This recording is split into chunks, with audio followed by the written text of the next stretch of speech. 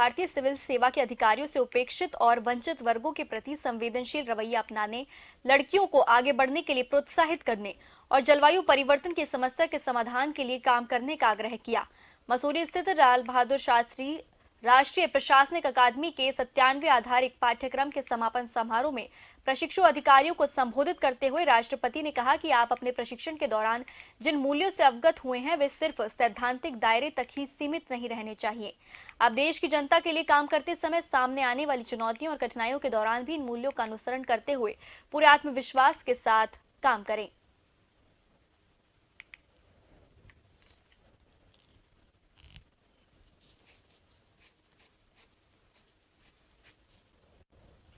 अगर में आने से पहले मुझे यहाँ पर एक नया हॉस्टल ब्लॉक और मेस अरेना पोलो फील्ड और अन्य कई सुविधाओं का उद्घाटन करने का अवसर मिला।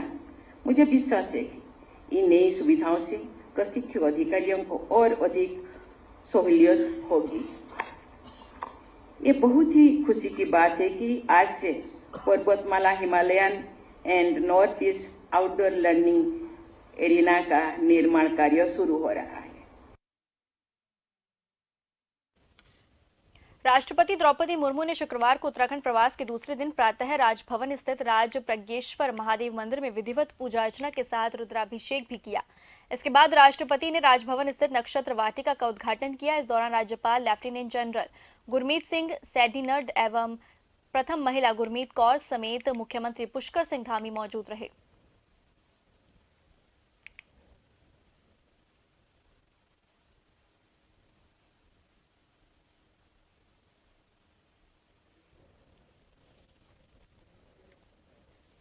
राष्ट्रपति द्रौपदी मुर्मू देहरादून में अपने उत्तराखंड दौरे पर हैं। शुक्रवार को उत्तराखंड प्रवास के दूसरे दिन सुबह राजभवन स्थित राज प्रज्ञेश्वर महादेव मंदिर में उन्होंने विधिवत पूजा अर्चना के साथ रुद्राभिषेक किया। इसके साथ ही राष्ट्रपति ने राजभवन स्थित नक्षत्र वाटिका का उद्घाटन भी किया। इस दौरान राज्यपाल लेफ्टिनेंट जनरल गुरमीत सिंह सैनीनर्ड और प्रथम महिला गुरमीत कौर समेत मुख्यमंत्री पुष्कर सिंह धामी मौजूद रहे।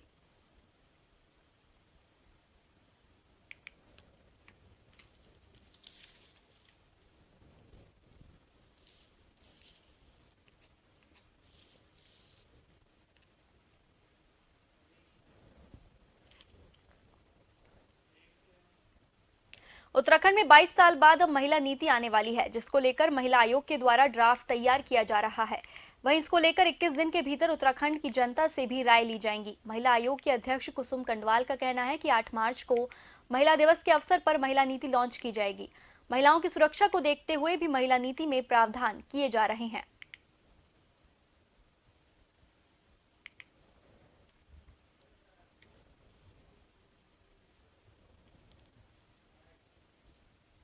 मुख्य रूप से हमारी महिलाओं की सुरक्षा को लेके, और जो हमारी बेटियां पहाड़ से प्लेन की ओर पढ़ने के लिए आती हैं। हालांकि मैं खुद भी जब जा रही हूँ, जहाँ भी मेरा दौरा होता पहाड़ की तरफ, मेरा सबसे ये निवेदन होता है, परिवार से विशेषकर ये निवेदन होता है कि अगर हम बेटा या बेटी दोनों को समान रूप से, आज हम समानता की बात कर रहे हैं, कि समान रूप से दोनों को ही हमें समझाना भी होगा, थोड़ा शिक्षा, उन्हें संस्कार भी देने होंगे और उनकी मॉनिटरिंग भी करनी होगी। हमारे बच्चे अगर पहाड़ से प्लेन की ओर आ रहे हैं तो थोड़ा सा हम सब की जिम्मेदारी बन जाती है कि वो वास्तव में कोई रास्ता ना भटके। और इसके लिए नीति में भी हम बिल्कुल प्रावधान है, नीति में भी हमारे पास सुझाव आ रहे हैं और ले भी रहे हैं कि और अच्छे से कैसे हमारी किसी भी बच्चे के साथ, किसी भी बेटी के साथ कोई ऐसा गलत काम ना हो, उसको लेके महिला आयोग हर समय तत्पर रहता है। जिस प्रदेश को बनाने के लिए आंदोलनकारियों ने प्राणों की आहुति दी हो, उसी प्रदेश में भ्रष्टाचार का ऐसा बोलबाला इतना बढ़ गया कि मंत्रियों को भी पता नहीं चल रहा कि अधिकारियों को उच्च पदों पर बैठने के लिए फाइल पर कौन दस्तखत कर रहा है। यह बात तब से सामने आई जब पीडब्ल्यूडी के एचओडी और सतपाल महाराज के निजी सचिव पर मुकदमा कायम किया गया। आपको बता दें कि इस अधिकारी की नियुक्ति पहले से ही संदेह के घेरे में थी। मामले में मंत्री ने अधिकारी के खिलाफ जांच की सिफारिश की थी। यह अधिकारी यौन शोषण का आरोपी भी है। इस पूरे प्रकरण को लेकर कांग्रेस ने गंभीर सवाल उठाए हैं।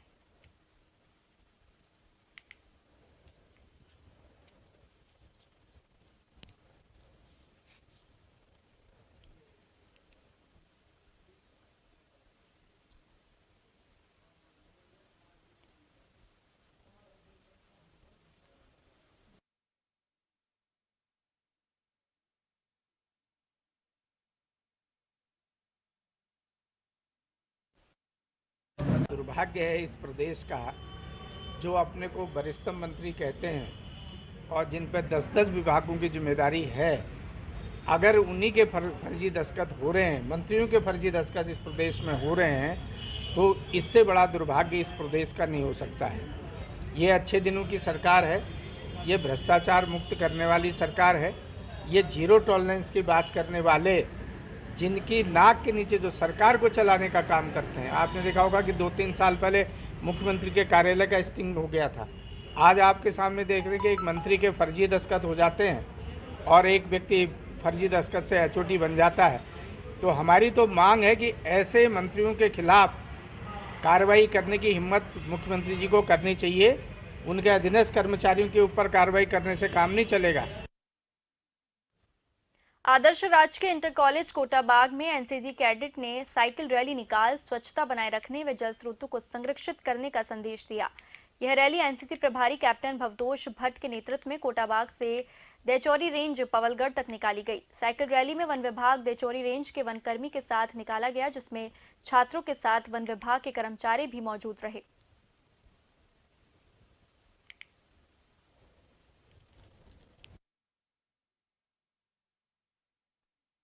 उत्तराखंड बटालियन एनसीसी नैनीताल की एक इकाई आदर्श विद्यालय राजकीय इंटर कॉलेज कोटाबाग में कार्यरत है और आज उसी इकाई के कैडेट्स ने राजकीय इंटर कॉलेज कोटाबाग से पवलगढ़ देचौरी रेंज तक साइकिल रैली निकाली है। हम लोग इस रैली को प्रतिवर्ष आयोजित करते हैं, जिसकी कोई ना कोई थीम होती है। इस बार जो हमने थीम इस रैली को दी है वो पुनीत सागर अभियान की थीम दी है, जिसके तहत हमारा मकसद है, हमारा उद्देश्य है कि कोटाबाग से पवलगढ़ के बीच जितने भी ग्राम पड़े, गांव पड़े, उनके सभी लोगों को ये संदेश जाए कि जितने भी जल स्रोत हैं, जितने भी नदी नाले हैं, उनकी स्वच्छता का ध्यान रखें। आज पवलगढ़ इस गेस्ट हाउस में जीआईसी कोटाबाग के बच्चे एनसीसी के कैंप के थ्रू यहाँ पर एकत्र हुए हैं। आज का इस वन विभाग भी इसमें शामिल था, जो कि हमारे द्वारा बच्चों की रैली के रूप में एक तो पुनीत सागर अभियान, दूसरा पॉलीथीन मुक्त अभियान, इन दोनों अभियानों के थ्रू एक रैली निकाली गई, जो कि कोटाबाग जीआईसी से स्टार्ट होकर पवलगढ़ देचौरी हमारा फॉरेस्ट कैंपस है, इसमें समाप्त की गई है। इसी दौरान बच्चों को ने एक बहुत सुंदर मैसेज पॉलीथीन को हटाइए एवं जल स्रोतों को स्वच्छ रखिए, जो पुनीत सागर अभियान के तहत है। अगली खबर खटीमा से है, जहां खटीमा एसडीएम रविंद्र बिष्ट ने क्षेत्र के सरकारी एवं प्राइवेट विद्यालय में औचक छापा मारकर निरीक्षण किया। निरीक्षण के दौरान दोनों विद्यालयों में भारी अनियमितताएं पाई गई। रजिस्टर उचित तरीके से मेंटेन नहीं पाए गए, शौचालय में ताला नहीं लगा हुआ था, साफ सफाई की व्यवस्था ठीक नहीं पाई गई। वहीं एसडीएम द्वारा सारा रिकॉर्ड जब्त कर लिया गया। इसके साथ ही खंड शिक्षा अधिकारी को भी तलब किया गया है और दोबारा जांच की कार्रवाई कर जांच रिपोर्ट से जिलाधिकारी को अवगत करवाया जाएगा।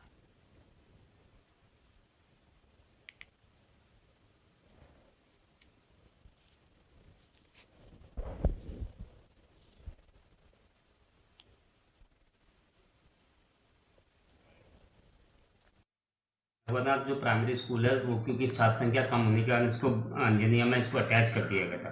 तो वहाँ पर हमने जांच में पाया गया कि यहाँ पर मध्याह्न भोजन जो है वो सही से नहीं बन रहा है, मतलब उसका कोई रजिस्टर मेंटेन नहीं है। तो और कुछ उनके जो टीचर्स हैं वो भी अनुपस्थित पाए गए। तो सारी रिपोर्ट हमने बना दी। साथ में एक शिकायत ये प्राप्त हुई थी कि वहाँ का एक जो टीचर है वो जो किसी प्राइवेट स्कूल में सरस्वती करके है उसमें वो पढ़ा रहा है, तो उसकी हम जांच कर रहे हैं। सरस्वती स्कूल में भी हमने छापेमारी की गई और उसके सारे रिकॉर्ड्स वगैरह हमने अपने पास ले लिए हैं। शासन में मेरी फाइल तेरी फाइल की प्रवृत्ति से सहकारिता विभाग में जिला सहकारी बैंकों में हुई भर्तियों में गड़बड़ी की जांच रिपोर्ट अब न्याय विभाग में अटक गई है। जांच समिति 2 महीने पहले ही जांच रिपोर्ट शासन को सौंप चुकी है, लेकिन इस पर कार्रवाई होना तो दूर, अभी तक जांच के तथ्यों का ही खुलासा नहीं किया गया है। वर्ष 2020 में जिला सहकारी बैंकों में चतुर्थ श्रेणी के 432 पदों के लिए शुरू हुई भर्ती प्रक्रिया शुरू होते ही विवादों में आ गई थी। इसके बाद 29 मार्च 2022 को विभागीय मंत्री डॉक्टर धन सिंह रावत के आदेश पर देहरादून, उधम सिंह नगर और पिथौरागढ़ डीसीबी की जांच के आदेश शासन की ओर से दिए गए थे।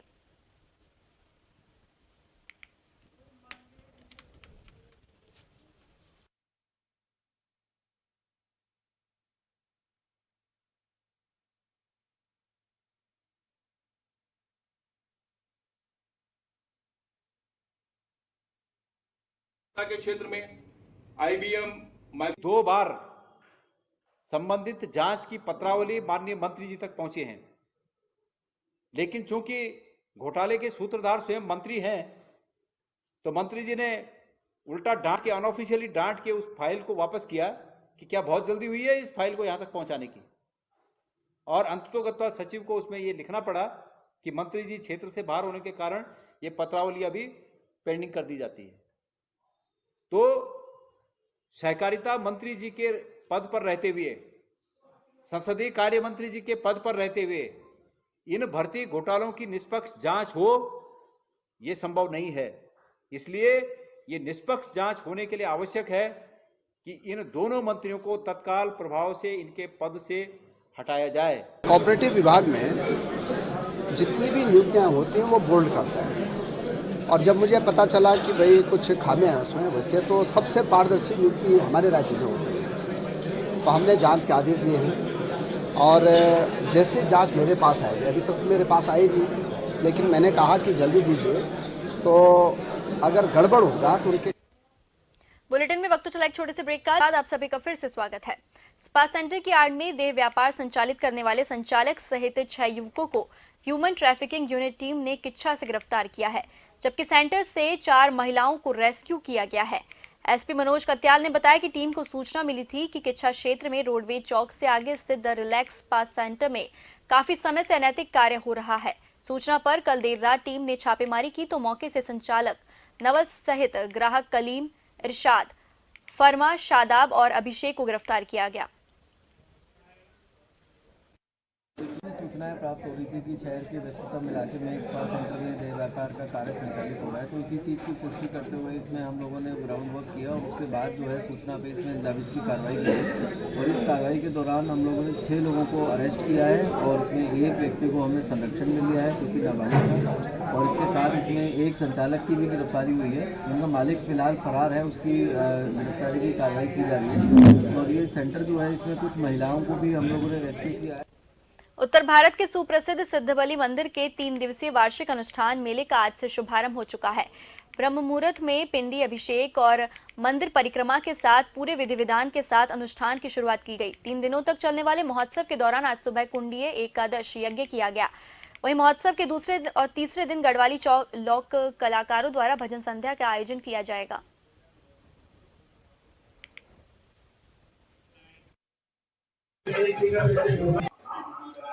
देखिए, श्री सिद्धबली पीठ का मेला अनुष्ठान हमारा वार्षिक होता है और हर वर्ष होता है, तो सदियों से हो रहा है। तो अभी हमारा जो है सबसे पहला इसमें पिंडी महाअभिषेक होता है, जो हमारा गर्भगृह में शुरू होता है। वो प्रातः आपके ब्रह्म मुहूर्त में होता है।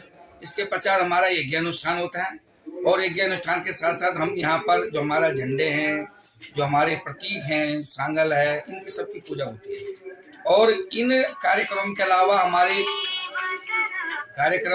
हमारे यहाँ एक भजन संध्या भी होती है 2 दिन, और उसके साथ साथ यहाँ पर बड़े जो हमारे ऋषि हैं, संत हैं या हमारे धार्मिक गुरु हैं, वो सब लोगों का पदार्पण होता है। उनके द्वारा यहाँ पर सनातन धर्म को मजबूत करने के लिए, सनातन धर्म का प्रसार और प्रसार के लिए यहाँ पर उनके द्वारा आशीर्वचन भी दिए जाते हैं। अल्मोड़ा जिले के पर्यटन नगरी रानीखेत विधानसभा के ताड़ीखेत में पशु मोबाइल वैन का रानीखेत विधायक डॉक्टर प्रमोद नैनवाल ने हरी झंडी दिखाकर रवाना किया। विधायक डॉक्टर प्रमोद नैनवाल के द्वारा कुक्कुट पालकों को मुर्गी के चूजे भी वितरित किए गए। विधायक नैनवाल ने कहा कि ग्रामीण क्षेत्रों में पालतू पशुओं के इलाज में जो दिक्कतें आती थी, अब उनका इलाज घर पर ही इस वैन के द्वारा किया जाएगा। 1962 नंबर डायल करते ही यह वैन पशुपालकों के घर पर पहुंच जाएगी। हमारे यहाँ पर जिन पशुपालकों के जानवर बीमार हो जाते थे, पालतू पशु बीमार हो जाते थे, उनको घर में उनके इलाज की व्यवस्था इस वैन के द्वारा की जाएगी। इसका नंबर 1962 है। 1962 को डायल करते ही यहाँ से वो वैन उस अपने स्थान, उस जहाँ पर पशु बीमार है वहाँ पर पहुँचेगी और हमारे चिकित्सक उसका इलाज करेंगे। इसी के साथ आज पशु विभाग द्वारा हमारे कुक्कुट पालन के तहत 50 परिवारों को मुर्गी के चूजे यहाँ पर आज वितरित किए गए। अल्मोड़ा जिले के विकास खंड सल्ट में जिलाधिकारी वंदना सिंह ने निर्माणाधीन मिनी स्टेडियम मोनीला मनीला का निरीक्षण किया। इस दौरान जिलाधिकारी ने स्टेडियम का निर्माण समय सीमा के अनुरूप न होने पर कार्यदायी संस्था CNDS के प्रति नाराजगी जताई। इस दौरान अवशेष कार्य और धनराशि को ग्रामीण निर्माण विभाग को हस्तांतरित करने के निर्देश दिए। तत्पश्चात जिलाधिकारी ने राजकीय इंटर कॉलेज और माध्यमिक विद्यालय मानीला का निरीक्षण किया।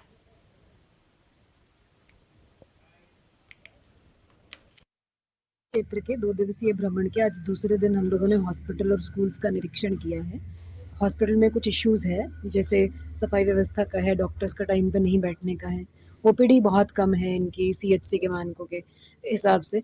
तो इसको सुधार करने के लिए इनका डॉक्टर्स का रोस्टर इत्यादि बनाने के लिए जो भी आवश्यक निर्देश हैं वो CMO को दिए गए हैं और इनको 1 महीने का समय दिया है इम्प्रूवमेंट लाने के लिए नई व्यवस्थाओं के अनुसार, और यदि नहीं लाया जाता है तो तदनुसार फिर एक्शन लेंगे।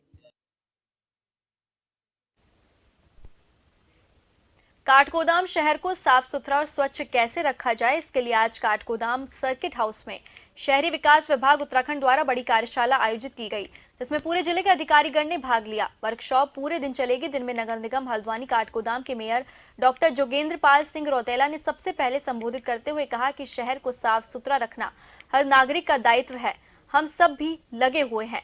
दूसरी ओर नगर आयुक्त पंकज उपाध्याय ने भी विस्तार के साथ वर्कशॉप में पार्टिसिपेट किया। इस अवसर पर विस्तार से पॉलिथीन और उसके विकल्प पर चर्चा होती रही।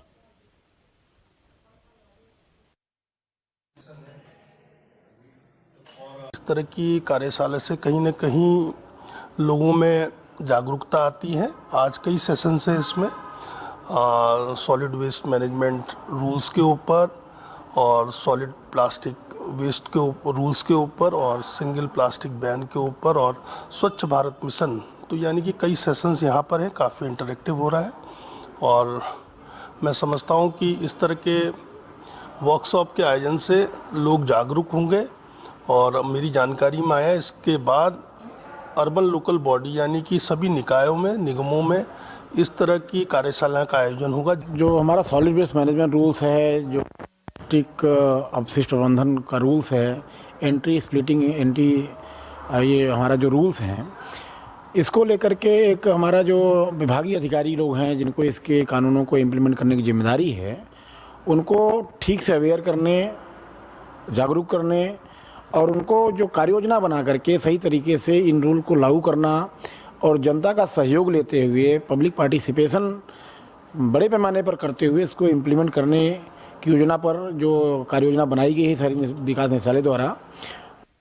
अल्मोड़ा जिले के विकासखंड सल्ट के राजकीय इंटर कॉलेज झड़गांव में मरचूला बाजार में अचानक ढाबे के मालिक सामाजिक कार्यकर्ता कुपी वीरेंद्र सिंह रावत ने सल्ट के झड़गांव इंटर कॉलेज के प्रधानाचार्य नासिर अहमद को 4 कंप्यूटर अपनी तरफ से इंटर कॉलेज को दान में दिए हैं ताकि विद्यालय के बच्चों को कंप्यूटर शिक्षा मुफ्त में मिल सके। वीरेंद्र सिंह रावत ने बताया कि आज के युग में सभी बच्चों के लिए कंप्यूटर शिक्षा अति आवश्यक है। कई विद्यालयों में कंप्यूटर के अभाव के कारण बच्चे कंप्यूटर शिक्षा को ग्रहण नहीं कर पाते, इसलिए बच्चों के भविष्य को ध्यान में रखते हुए उन्होंने 4 computer set Jhadgaon inter college को दान में दिए हैं।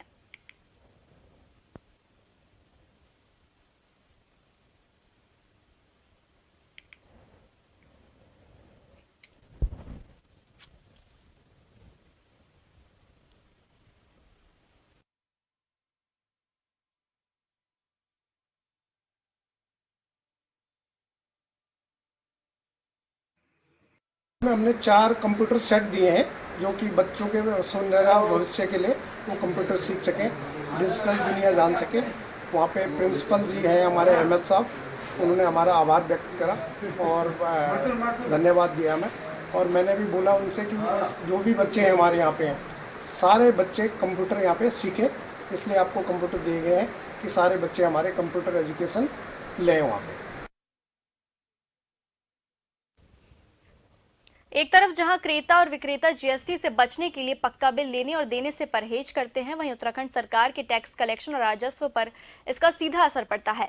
राज्य में GST बिल लेने और ग्राहकों को प्रोत्साहित करने के लिए सरकार द्वारा एक स्कीम चलाई जा रही है, जिसमें बिल लाओ इनाम पाओ योजना के अंतर्गत मेगा ड्रॉ में 1888 इनाम दिए जाएंगे। वहीं इस महीने 12 दिसंबर को वित्त मंत्री प्रेमचंद अग्रवाल द्वारा योजना का लकी ड्रॉ निकाला जाएगा। इसके बाद प्रत्येक महीने 1500 लकी ड्रॉ निकाले जाएंगे। आपको बता दें कि लकी ड्रॉ स्कीम के अंतर्गत smartphone, smart watch, oven, scooter, motorcycle जैसे इनाम रखे गए हैं। वहीं मेगा ड्रॉ में 18 car, 50 electric scooter, 20 bike, 500 laptop, 200 mobile phone और 1000 माइक्रोवेव जीतने का मौका लोगों को मिलेगा। गौरतलब है कि यह योजना 1 सितंबर 2022 से 31 मार्च 2023 तक चलेगी।